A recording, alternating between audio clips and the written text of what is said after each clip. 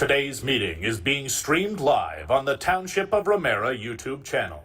Anyone who is invited to speak will be recorded and their voice, image, and comments will form part of the live stream. The Chair and/or Secretary-Treasurer have the discretion and authority at any time to direct the termination or interruption of live streaming. Such direction will only be given in exceptional circumstances where deemed relevant. Circumstances may include instances where the content of debate is considered misleading, defamatory, or potentially inappropriate to be published. Attendees are advised that they may be subject to legal action if their actions result in inappropriate and/or unacceptable behavior and/or comments. Please note that this meeting is being recorded and is also being live streamed, and that all/some attendees are participating by video conference.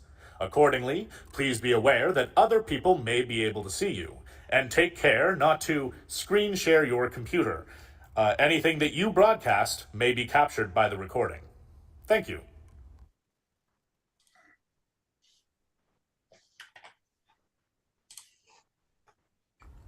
In accordance with Section 44-1 of the Planning Act, the Council of the Township of Ramara has appointed this Committee of Adjustment to hear applications for variances to the zoning bylaw and applications for consent to sever land.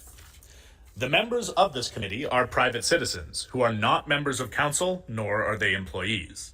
Committee members are provided with information about each application prior to the public hearing to enable them to review the sections of the township's bylaws which are relevant and to make a site visit if needed. No discussion of applications occur, nor will any decisions be made outside of the public hearing. The procedure for hearing applications is as follows. 1. The Secretary-Treasurer will describe the application and the extent of its processing to date. 2. The applicant or agent will be asked for his or her comments. 3. Members of the audience will be asked for their comments. 4. The applicant may then provide further information. 5. Committee members will then provide questions or comments to be followed by the decision of the committee. A written copy of the notice of decision will be sent to the applicant and anyone who provides the Secretary-Treasurer with a written request, including their full name and address. Decisions of this committee may be appealed to the Ontario Land Tribunal by the applicant, a minister, or a specified person or public body. The procedure is included with the notice of decision, and if you wish to be advised of a possible land tribunal hearing, you must request in writing a copy of this committee's decision. Once the application has been heard by the committee and the 20-day appeal period has ended, the application sign should be removed from your property. The sign can be returned to the township for reuse or recycling. Thank you very much. Good morning, everybody. Welcome to the January 13th, 2026 Committee of Adjustment meeting. Starting by introducing the committee members. To my left is Member Truax and Member Walker. To my right is Member Warren and Member McMillan. Secretary-Treasurer Carissa Barker is in attendance, as well as Assistant Secretary-Treasurer Jennifer Stahn. My name is Chloe Black, Chair to the committee. Please address all comments to the Chair and ensure all cell phones are silenced to ensure that an orderly meeting is maintained. Item 3, disclosure of pecuniary interest. Do any of the committee members have a conflict of interest to declare under Section 3 of the agenda? Seeing none, moving on to the applications. Secretary-Treasurer, can you please discuss item 4.1 to outline the application and update us on the circulation to date? Absolutely. I will start sharing my screen now.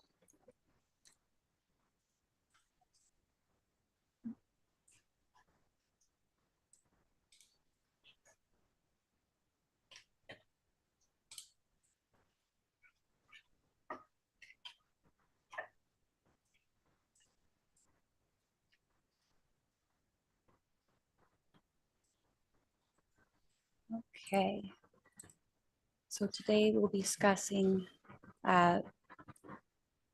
consent applications B9 and B1025 for lands municipally known as 1208 Concession Road 9. So it's for a proposed land boundary adjustment between two agricultural parcels to provide both parcels with road frontage on Concession Road 9. And the below lot configurations are what are proposed. So both lots are proposed to have 40.78 hectares of total land size. And Lot A will have 285.6 meters of lot frontage. And then Lot B is proposed to have 317.1 meters of lot frontage, both on Concession Road 9. Here is just a aerial and then of the current lot configuration and then the proposed. So it's essentially just switching the land boundary from horizontal to vertical.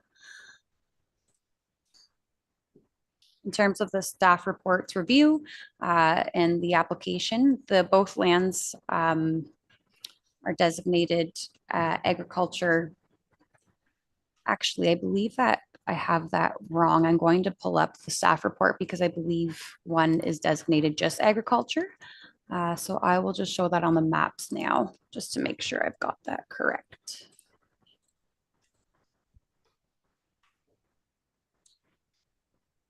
Yes, so 1208 Concession Road 9 is completely agricultural. And then the other parcel, it doesn't have a actual address, but the roll ends in 0600. And that is agricultural and part greenlands. And then they are both designated as well agriculture in the official plan. And then the one with no address is agriculture and greenlands. And then the zoning for 1208 is agriculture. And then for the parcel with no address, it is agricultural zoning and part natural area protection zoning. For circulation, we didn't really receive too many comments. The county and Ramara Building Department had no objections to the application, and we hadn't received any further comments to date. And in terms of the overall application and staff review of the policy and zoning, the applications have demonstrated consistency with the provincial planning statement 2024, specifically policy 4332, allowing lot adjustments for legal technical reasons, and they conform to the county and township's official plans and the Ramara zoning bylaw. And they are maintaining the agricultural uses, and it does still protect the natural heritage area. The applications provide legal road frontage, which supports the long-term agricultural viability, and there's no impact to the provincially significant wetland, as it's just the agriculture areas being farmed. And then the recommended conditions of provisional consent are firstly that the application or applicant and or owner satisfy the requirements of the Township of Ramara, financial and otherwise, including the payment of any outstanding taxes. Secondly, that the applicant and or owner provide a registrable legal description for each parcel to be severed, prepared by a solicitor, together with an electronic copy of the affiliated draft reference plan prepared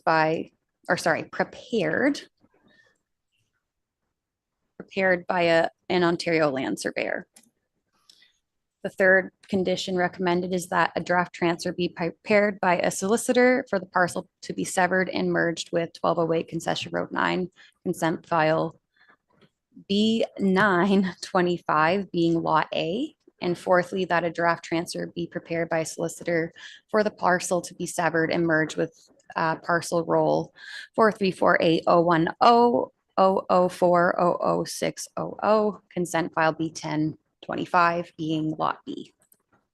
And the suggested motion is that the committee receive staff report number BP 4925 dated January 13, 2026, and that consent files B925 and B1025 be approved subject to the recommended conditions.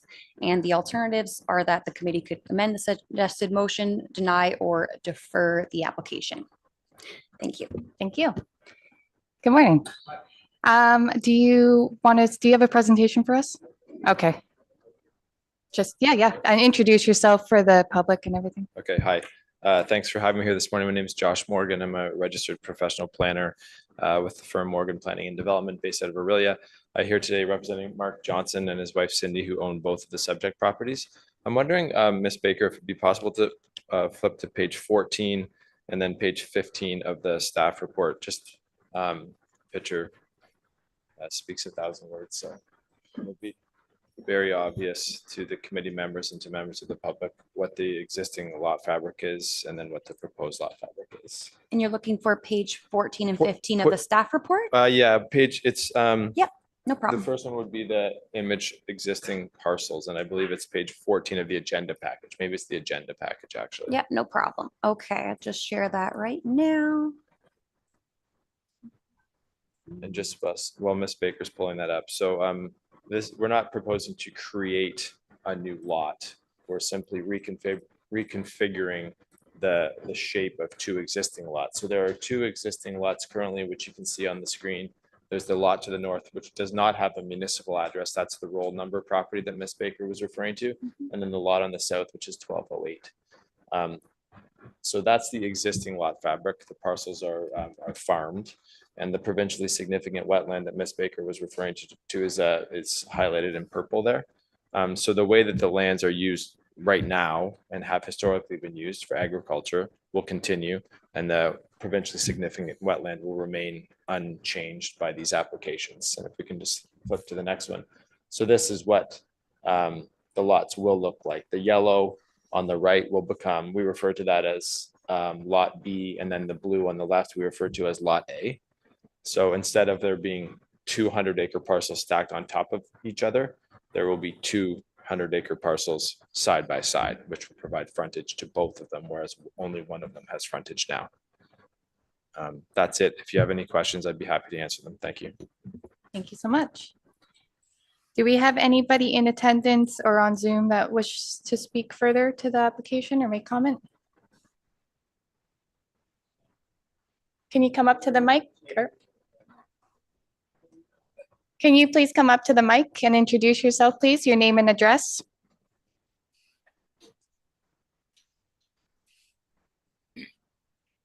Sorry, just in the middle, there's a button.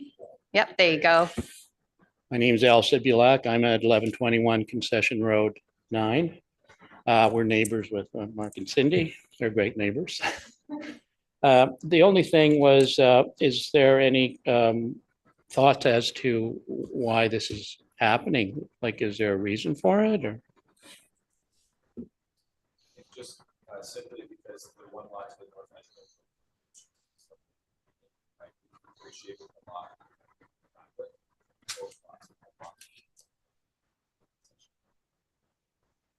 I think I'll just, Because the north lot there is all sort of like wetlands and natural lands, right? So it's going to pretty much stay the way it is. Is that true? Like, can you build on it? Can you put like cottages so or the something? zoning of the properties of both parcels. So the first parcel 1208 is zone agriculture, and the one in the back is agriculture zone as well as natural area protection. Now with this change proposed to allow the further back parcel lot frontage, it does not propose any zoning amendment change, so that natural area protection zoning over that wetland will remain. In the natural area protection zoning, only existing uses are permitted, but there's no buildings or structures, so they can't do anything new with that land at all. The natural area protection zone is prohibited in order to protect that wetland. And so that's why the zoning's there. But I think might be speaking on behalf of the applicant on this, but just from the land parcel perspective, it's ideal to have frontage on a road, because otherwise you're traversing through one property to the other, and lot creation, like if in the event a lot was ever sold for agriculture reasons or anything like that, then they would be having to cross through that land to get to it. So it just makes both properties to have more legalized, because Okay, yeah. it's just that there is no road there on that north lot, right? It's all just Exactly. bush. It's granted, there's a road allowance, I guess you'd call it, but there's actually no road. Yes, so the effect of the application would be that instead of it being two square lots stacked on top of each other, there'd be two rectangle lots adjacent each other, which would allow that back lot to have that frontage. So I think that's really the main intent, is allowing that lot to be legalized to have lot frontage. Yeah, we were just curious why, this was being proposed, and because we haven't been advised of any reasons for any future development there, Mhm. but just So, sorry, if it'll I be may. agriculture. Like, you could sell it as a farm, right? Put a house on it and stuff. Yeah, Sure, yeah. okay, yeah. Yeah, that's fine. Okay, so the zoning and the zoning provisions in the official plan do not allow for the provincially significant wetland to be developed upon today. And these applications would not change that. They can't be developed upon today. They won't be allowed to be developed upon in the future. But the other places, I mean, you could put, instead of just one. Okay. farm lot where There's a lot of originally discussion you are going. building Okay. a house, now you can do two. Is that kind of your idea? You, Yeah, okay. All right, that's. Oh. Thank you. Okay. If there's no more comments from the attendees, I'll now proceed with the committee members. Member Warren, would you like to begin? Thank you, Madam Chair. Yeah, I have no problem with this. We're basically taking 2 square hundreds and making 2 long hundreds out of it. I can realize that why you would want road frontage, because the 10th doesn't go back. There may be a road allowance, but I don't know how close the end of the 10th concession is to this lot. I think it would be a considerable distance away from it, which they would, because it's all swamp and everything, it probably never would be opened anyways. So I have no problem with it. It makes sense. Member Milne? Thank you, Madam Chair. Did a site visit and had little trouble finding 1208. The sign was on 1116, I think, at the end there. Anyhow, but I have no issues with it. Like I said, the uses are staying the same. It's agriculture. The back end is still natural area protection. And if you can do different stuff in natural area protection for passive recreation, if you go back there on or whatever like that, now they have their access, and I have no issues with it, Madam Chair. Okay. Member Truax? Yeah, I was down, had a look, and signs up and everything, and I have no concerns. And Member Walker? I agree with the rest of the members. I have no concerns. I agree. I have no concerns either. The only thing I would add is I think it's a more viable option than creating an easement or a right of way to access that property. I think it makes more sense to create 2 lots instead. So that's the only thing that I would add, is that it's a better option than an easement through the property. So can I please have a mover on the staff's recommendation as presented? Moved by Member McMillan, second by Member Warren, that this subject proposal is approved as presented. All in favor? That is carried. Thank you.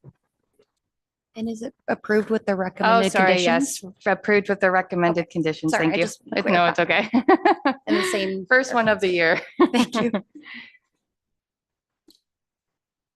Yeah, no problem.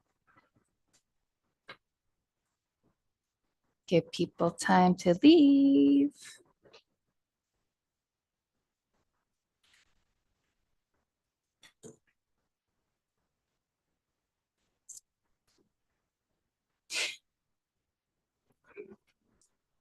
Okay. Okay, moving on to item 4.2, minor variance and permission file A-1625. Secretary Treasurer, can you please provide an overview and circulation to date? Thank you. For variance A1625, it is for lands municipally known as 1022 Bird Island, and the agent is Robert Steimer with Steimer Engineering on behalf of owners Jennifer and Mike Shirakawa.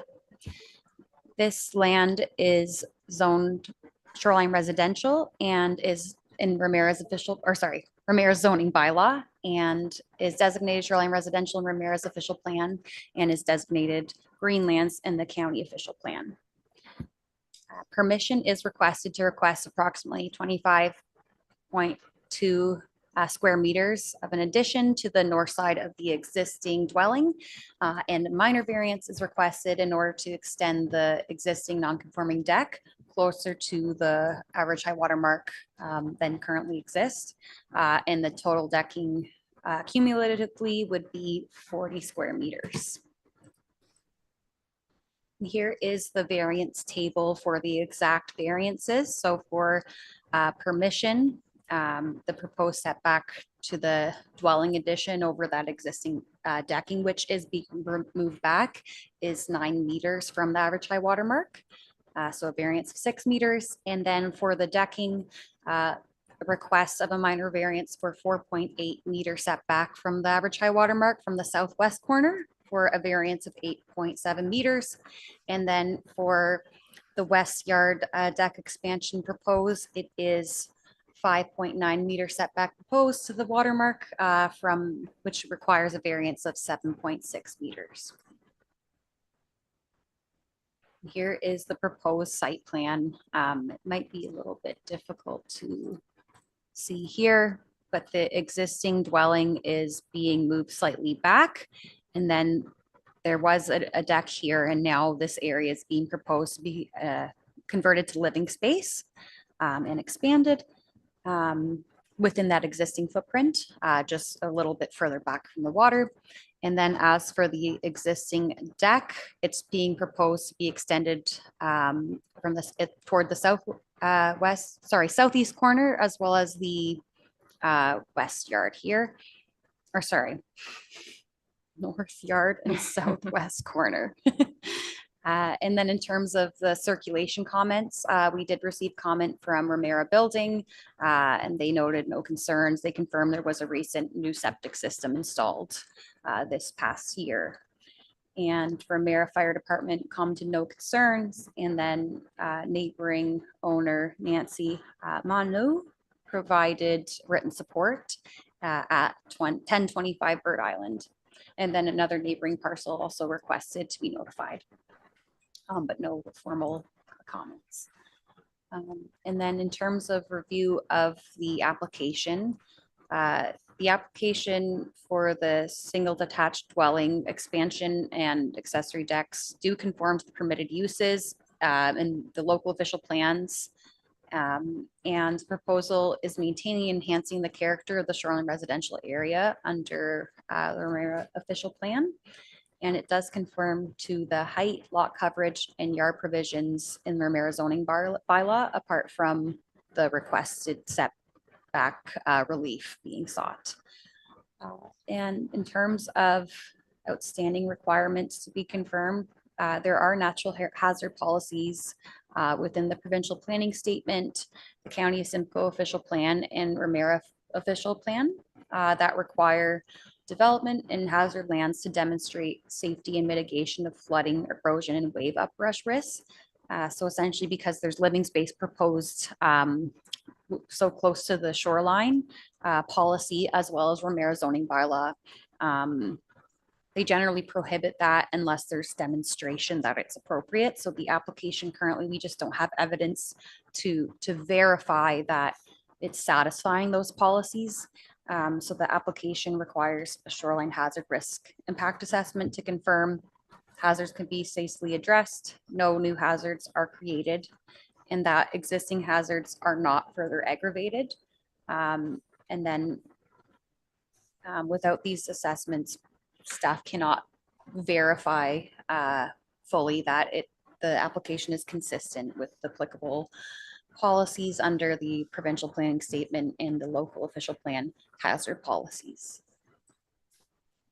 In terms of the Planning Act requirements for section 45.1, the 4 tests for a minor variance. First test, does a proposal can maintain the general intent of the zoning bylaw? Proposal does conform to the use and most provisions other than where relief is sought from the high water mark, or sorry, average high water mark.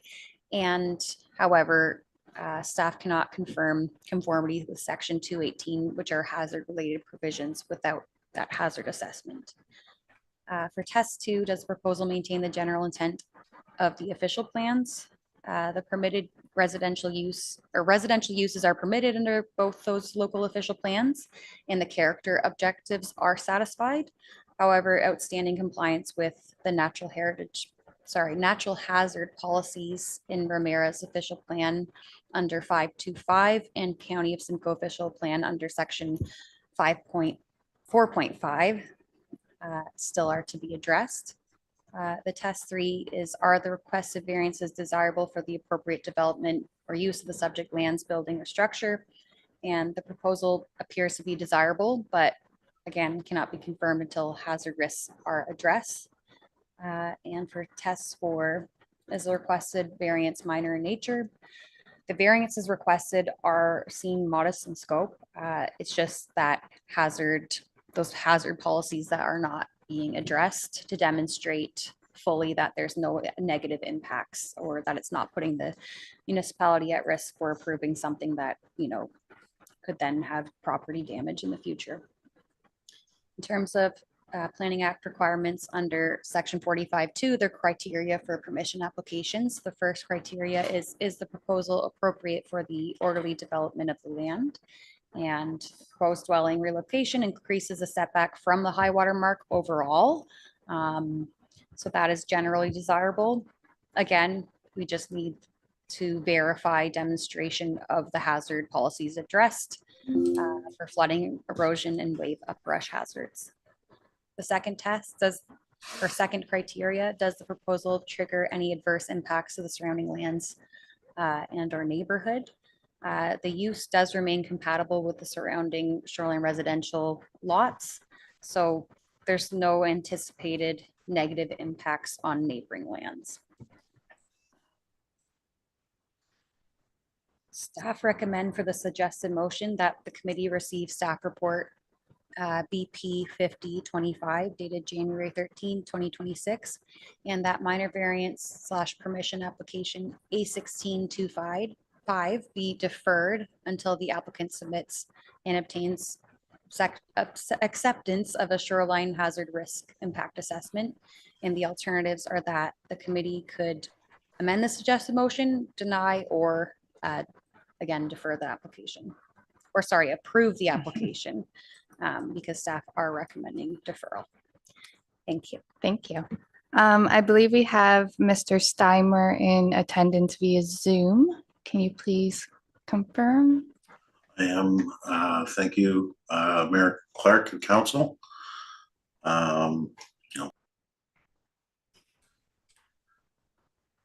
Would you like to speak further to the application or add any more comments? I'm just playing with my computer here. So one of the issues that we're having with the deferral is the cost of doing the hazard assessment, upwards of about $15,000 for this addition. Additionally, looking at where the site is located, being protected by Chief Island, wave uprush and such should be very, very much mitigated. One of the items that we want to present is that we're hoping that we can possibly modify to allow the variance to be approved based on the condition that we are going to be high enough out of the water. Average high water mark of we're just going by Lake Simcoe Conservation Authority's average high water mark of 219.15. Based on the photographs that are part of the package, the current cottage is approximately, I would say, 1 to 1.2 meters above the watermark of those pictures. They were taken in August of 2026. The Parks Canada monitoring indicates that the water was about 219 at the high water mark at about that time. So we'd be estimating the building would be at about 220.2. Additionally, what's not shown on the plans that were submitted is that the building will be placed on steel piles and beams, raising it a further 4 to 8 inches above the current elevation that it's sitting now. And additionally, the fact that the building has been there since 1946 and built on masonry piers and cottage pads with no history of flooding in that location. So the request is that we modify the motion, that if we can identify that the building will be located well above high water mark plus freeboard of 300, that the variance could go through as identified. Okay. Does, Is that, do you want to comment, Assistant Secretary Treasurer? That would be up to the committee's discretion. Okay. Do you, I personally would like to know your opinion on it. Is that, So does that, would that satisfy, like, the main, what the shoreline hazard is capturing? That sounds more like a floodplain yes. solution. Yeah, so the main reason for ensuring that the development is outside of the shoreline hazards is to make sure that if there is any wave uprush or significant storm event, that it meets all of those requirements. I think the official plan quotes the Timmins storm event or something along those lines. So it's just making sure if they're going to utilize a topographical survey to demonstrate that they are outside of those areas, then that is essentially what that hazard assessment would look for, right? So usually what happens is they get a topographical, they look at those elevations, they compare those elevations against what the elevations would be for the significant events, and then that demonstrates that the development is outside of the hazard. Okay. is there any chance that I could speak to that as well? I guess this is the difficulty that we're having for such a small project, is that to find out that exact elevation is a $15,000 cost. Knowing what the high water marks of or published by Lake Simcoe Conservation Authority, we know that 219.15 is the high water mark, average high water mark. Parks Canada is indicating, is agreeing with that the high water marks during 2025 reached elevations of about 219.2. I would estimate that the building is going to be well above 221 or 220.5. So we would be in excess of 1 to 1.5 meters above the high water mark. And that's why I'm saying, once weather allows us to get out there and actually get topographical information, because we didn't take that, or we didn't get that produced prior to submitting, could we modify the motion to allow that with those types of elevations? So another option could be to continue to defer the application. I think it would be best if you could type up your proposal on what you're anticipating on doing. Okay. And then we could have your approach reviewed by an engineer, just to kind of check off those balances. So perhaps the application is deferred, so to give the applicant time to address the concerns of the development within the hazard area, not necessarily mandating it has to be a coastal engineering or a shoreline hazard study. And So- you could submit something the applicant could submit something in writing, kind of outlining what they'd like to do. Staff could then have that reviewed to make sure that it's reasonable, just so we are confirmed, because when you're speaking about elevations and piles and posts and those That's types building. of things, if the construction is then designed that it has to be on a 4-foot pier, at least that could be a condition in the decision. So the decision could be approved with the condition that the minimum floor elevation of the dwelling is such and such elevation.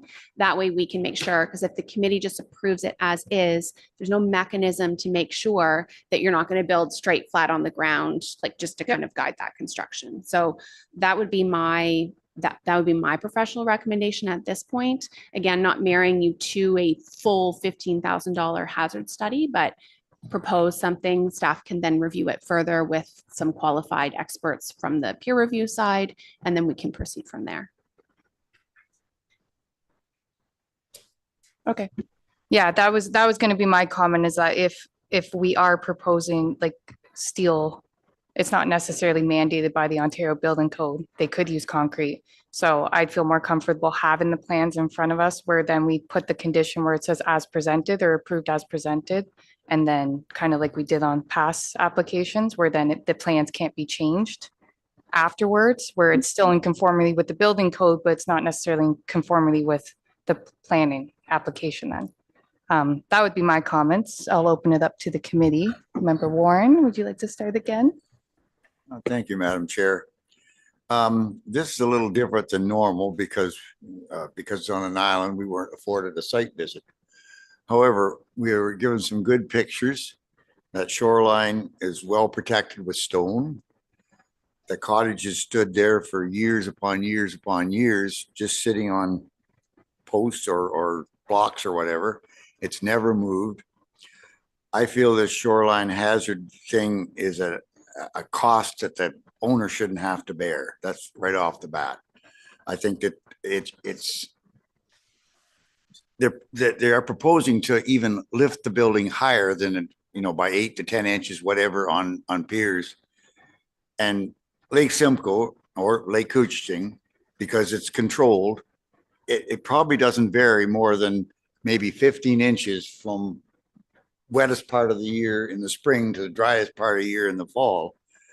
So that's my feeling. I agree if we wanted to put a condition on it that they show what actual elevation it is by the time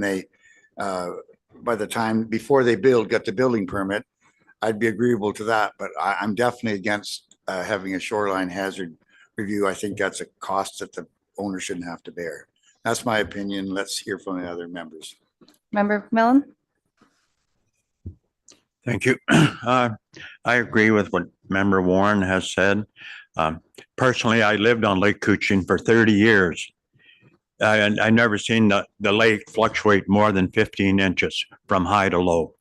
I can concur that if we come back deferred, he comes back with the elevations and so I don't believe that we have to go through the risk assessment. Some of the stuff that they're saying here that in the policy, vehicles and people have a way of safely entering and exiting the area during flooding. Well, there's no vehicles on the island. It's an island. There's no roads on there. New hazards won't be created. If they set the elevations, we get them, and then we apply that as a condition, and then we'd reconsider it at that time. Thank you. Thank you. Member Walker? I also agree with the other members. I don't think it's right to go through those high costs. Again, because of the argument, it's been there for that many years and the water doesn't rise that much. And Member Truax? Okay, I agree too, with not having that assessment done, but what I'd like to say is that the actual renovations aren't huge by any means. And I don't even know whether having to get a plan that says how high they're going is necessary. If you look at the pictures of the water line and everything, that water would have to come up a pile to interfere with what they're doing. And again, the construction that they're doing is not that great. So I agree with not having to have the, what was it called, whatever, shoreline assessment done. And I'm not even sure whether another engineering thing is needed, but if everybody else thinks so, well, then we'll go that way. Okay, so essentially the motion would be amended to, it would still be a deferral, but it would be a deferral to allow the applicant and or his agent to present an alternative solution to the shoreline hazard assessment to be reviewed by township staff. Or is it just a deferral? It's whatever the committee chooses, but staff recommend that we get those elevations and just a confirmation of the exact building configuration so that could be peer reviewed by an engineer it would be one of our consulted engineers. We don't have an engineer on staff, but but that is what staff would recommend in order to satisfy those hazard policies. You could just keep the motion, kind of vague and just say Yeah. that you defer the application to formal- give the a applicant formal- time to work on the A shoreline formal hazard concerns. alternative. Yeah, Okay. yeah. So potentially, yeah, to allow applicant and or agent, or sorry, and or owner Time to address time to address concerns related to the shoreline hazard. concerns related to shoreline hazards. Madam Chair, if I could make a comment. Is there no way we could approve the application with a condition that before a building permit is issued, that they satisfy the building department of that it is going to meet and exceed the high water mark by approximately a meter? I mean, we defer it, we slow the whole process down again. That's just my feeling. I don't know whether some of the other members want to comment on or not.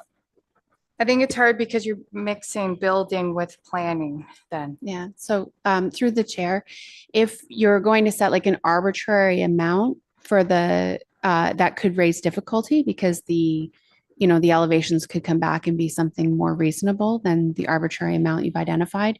And then to leave it to say that the building department needs to be satisfied, the building department follows the Ontario Building Code. So they're not going to have a minimum elevation requirement. The hazard review is triggered because the application under the Planning Act is triggered. So that would be the difficulty in leaving it kind of vague. I mean, this deferral could be a 1-month deferral, it could be a 2-month deferral, but at least it opens the doors that if they need to make any modifications to the proposal, they don't have to come back and spend another $1,500 reapplying for a new value. So the deferral is really a good tool in your toolbox. It would give them a month or two to address some concerns. They could come back and the committee could approve it regardless. Like, if staff doesn't support it, you're still up to making your decision as the committee on what you think is reasonable, right? So this is a good balance to allow the deferral, to give them some more time to do a little bit of homework just to make sure and check the boxes for their own protection and municipalities' protection without just, wanting to make a decision today. Like it's up to the committee, but the deferral is a really, really useful tool in your toolbox. If I can comment to that, I think that's a great approach. And the reason being is that I don't want to provide something for the new owners that they're going to have problems with either. So us getting that topographical information that can present it to you in black and white, I think is beneficial for everybody, myself. Have you had a surveyor come to the island yet to get? I did a quick visit to the island, but we did not bring out our survey equipment. We will now that the ice is forming. And the slush is gone, we can get back out there and take some elevations and create a topographic survey for you, and then present it to all the high water marks that we've seen, being the average high water mark of Lake Simcoe and presumably Lake Couching as well as the Park Canada monitoring of Couch down at the outlet into the Severn. So we can provide all that for your review and just a better picture in black and white. Member Truex? No, the only other question I had, how higher is what you're doing going to be than the existing building? How much higher were you going to go? I estimate based on the photograph. So the foundation structure, like I indicated, is going to be a steel piled foundation with steel beams. And the benefit to that is that we don't reduce historicity either. The water can flow under the building freely, which is a benefit. As a result of that and moving it back a meter, we're probably going to be about 8 to 10 inches higher, I believe, to the underside of the floor framing. So, okay, thank you. Yeah. It's been a while. Do we put a timeline on the deferral, like X amount of months? It's up to the committee, really. I mean, you sometimes if you put a deferral, or a timeline on it, then it does give us a bit of a tracking to make sure that we're following up with the applicant. Okay. I think in this case, the agent's pretty eager to move things forward, so Yeah. The necessarily order. putting, Yeah. yeah, not like putting My only putting, concern would be if the lake opened up and then they can't get out there because it is an island property. So I'm thinking 6 months, Yeah, but it could that would be come reasonable. sooner, Oh, obviously. it'll be sooner. Okay. yeah, I that's will more. drive my snowmobile very fast. Are we kind of in agreement of that deferral then? So it's still deferral, but a change of deferral? Yeah, absolutely. Would you like to comment? Please state your name for the record. And there's a red button in the middle, or will be, yeah, there you go. My name is Frank Farnsworth. I'm at 1016 Bird Island. And the only question I have is how high are you asking them to make the cottage? I believe the agent just said it'll be 8 to 10 inches higher than it is now, the underside of Joyce. Okay. So we are, I have no issue with the way it is right now. You'll never flood. Mhm. Water will never get that high. Okay. Gentleman says 15 inches above the maximum. It goes up and down. And, I'm just curious as to what the elevation is going to be on the cottage. I think that's kind of what the deferral is for. They'll do an actual topographical survey on the property and then they'll get that actual like concrete data. And then when the application comes back next round, we'll have those actual numbers for you to Yeah, I share. was just thinking that if it's 3 feet, then it's unreasonable, but Yeah. 8 to 10 inches makes sense because you have to put a frame under it anyway. Yeah. So they'll come back with like hardcore data next round and then it'll be presented a little more less up in the air and more factual. Okay, thank you. You're welcome. Okay. Do you want to read the new motion for me? Let me scroll up and find my text, but essentially it would be deferred to allow that the application be deferred to allow the applicant and or owner time to address concerns related to shoreline hazards. Deferred for 6 months.